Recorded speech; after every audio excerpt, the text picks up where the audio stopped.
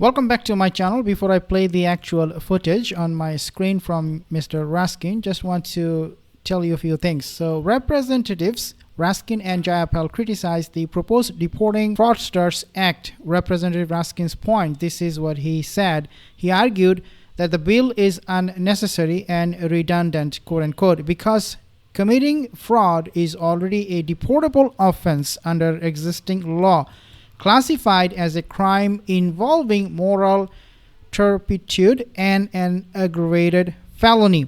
Raskin highlights that the bill initially required a conviction for deportation but was amended to remove that requirement, which he views as a way to create quote-unquote novelty without actual need. He mentions that former President Donald Trump was convicted of fraud and questions the fairness of a bill that dispenses with due process, presumption of innocence, and jury conviction, especially when Donald Trump himself considered his conviction unfair despite these protections. I want you to take a listen at what he's saying here, and then I'll add some more comments. Well, it's another week and another markup of an immigration bill that takes an already deportable crime out of the headlines and then makes it a deportable crime again, but this time without requiring any conviction.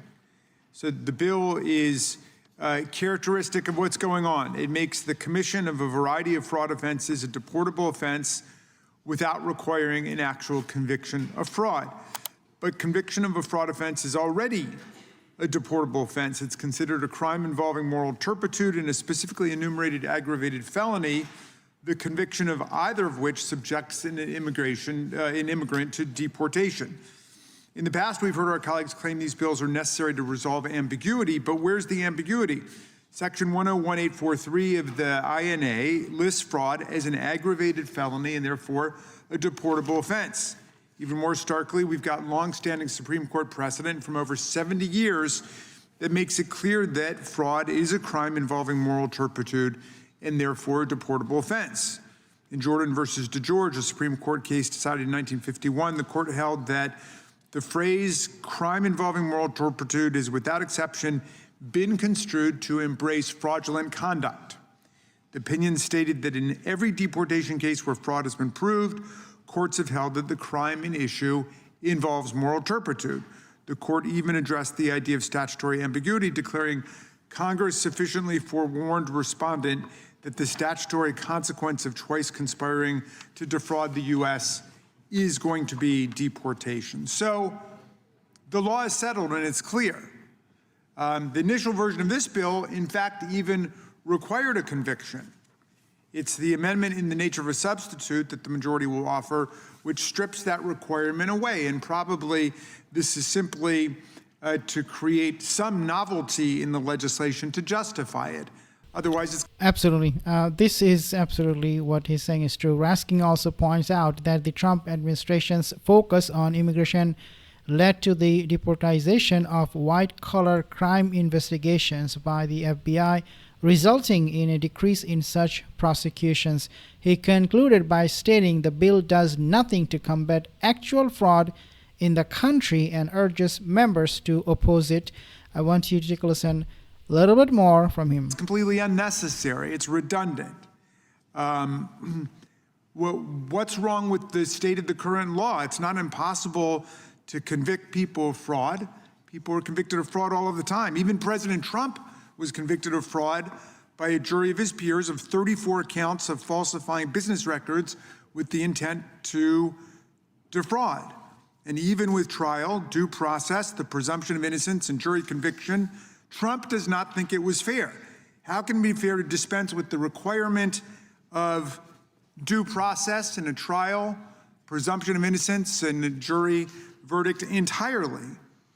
One might say the rejection of the conviction requirement reflects the administration's determination to focus on fighting fraud today.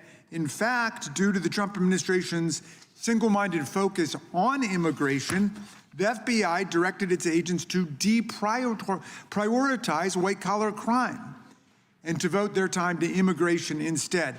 As a result, the prosecution of white-collar crimes, which includes a whole variety of fraud offenses, of course, was down more than 10% last year compared to white-collar prosecutions in the last year of the Biden administration. The bill also makes offenses related to theft or bribery in programs receiving federal funds a deportable offense. Again, this is something that was already covered. Our committee has been ignoring its oversight duties in the face of open fraud and corruption taking place in this administration, and it chooses to flex its authority, again, over powerless people in the immigration community rather than over the places where real crime is taking place within the government.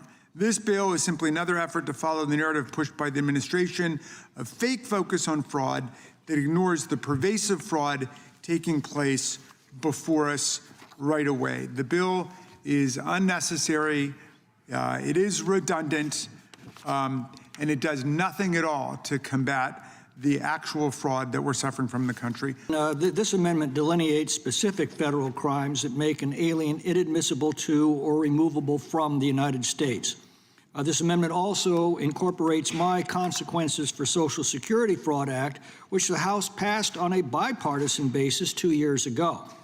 That bill simply says that if you're an alien who admits to or is convicted of Social Security fraud or identification document fraud, you cannot enter the country, and if you're already here, you should be deported. That's just common sense.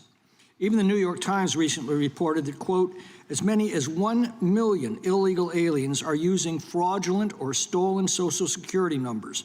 According to another report, in 2017 alone, there were 1.2 million cases in which illegal aliens used Social Security numbers that belonged to somebody else or were fabricated.